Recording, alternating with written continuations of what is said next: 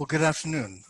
I'm Gord Sarkissian, and I'm recording module number 6, which is the module talking about evaluating course design. BMI 1000, becoming a master instructor for Vancouver Premier College.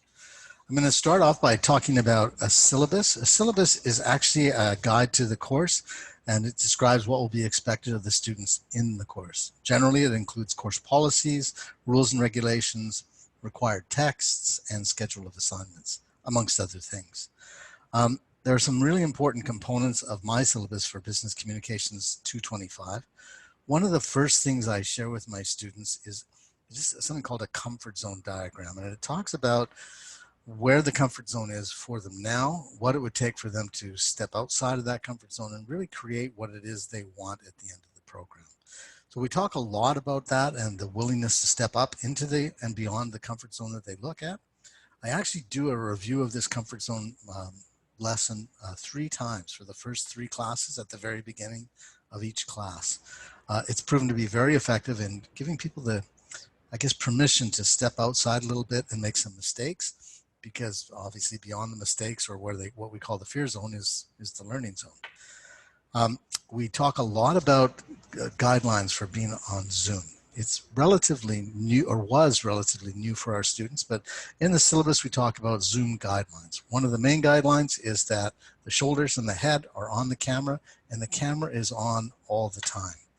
This allows us to create a real classroom environment, and I think that's really important for these students. Another one of the things in my syllabus is the daily participation guide.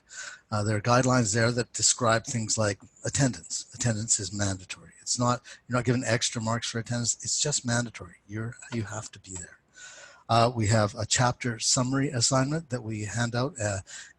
After each class, the students are required to complete a summary in their own words of less than 500 words that describes what their learnings were, the key points, in full sentence form, and submit it at the end of the program. We also talk about group work, and some of the group work we do in the business communications program are surveys, designing your dream job, how to properly interview, how to write a proper resume. We do that in groups, and I really think that helps the students catch up to what they need to learn. And then one of my favorites is weekly quizzes. We do a quiz every week. What I ask the students to do is I give them the quiz before the class is done.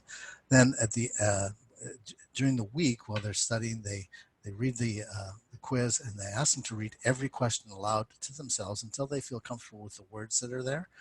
And then when we return to the class the following week, we go through the quiz word for word. I have the students read at least 2 questions each, and just sort of study how their language has gotten. And I think, again, very, very helpful. The last thing that I put in there that's been very helpful is a schedule of chapter delivery. It allows the students to see what day we're going to do a specific chapter. It gives them an opportunity to study in advance and see where they want to go with it. I think it changes from time to time, but for the most part, it gives them a chance to sort of be ahead of the game. So that's included in the syllabus as well. I want to talk very briefly about course design, class and course design. One of the things that I learned from this program, or this module, was that it's very important to involve the learner in any design of a course. So I always ask the students what they feel are the top 4 attributes of a great instructor. Almost without a change, the 4 that come back are patience, speak slowly, listen, and like to have fun too. So a good instructor will be patient, speak slowly, listen, and like to have some fun. Taking that feedback and reiterating that feedback to them as we go through the class really, really helps. I do check-ins consistently about the speed. Am I going too fast? Do you need me to slow down? It's a common question. It also spoke about making collaboration a part of the curriculum, and I believe in that as well. We have to facilitate community. We do that by using the breakout rooms a lot. We find ways to develop leaders inside of the class and then into the breakout rooms. And some of the best ways to do that is just be vulnerable, be trustworthy, and be authentic. Those things help so much in connecting students to each other and the instructor to the students as well. And then B, have a clear, consistent structure was the other thing they spoke about in the document that I read.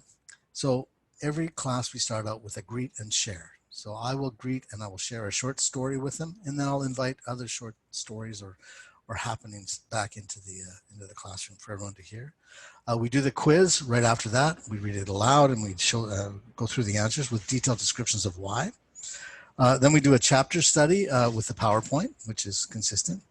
We either do a breakout project or we do presentations. Sometimes we do both. And then we do a summary and reflection. These tools make it consistent. The students kind of know what to expect almost every class. And I think that they take a lot of value in that. So, okay, that's all I have to share today on the Module 6. I'll be looking forward to providing Module 7 soon. Thanks for listening.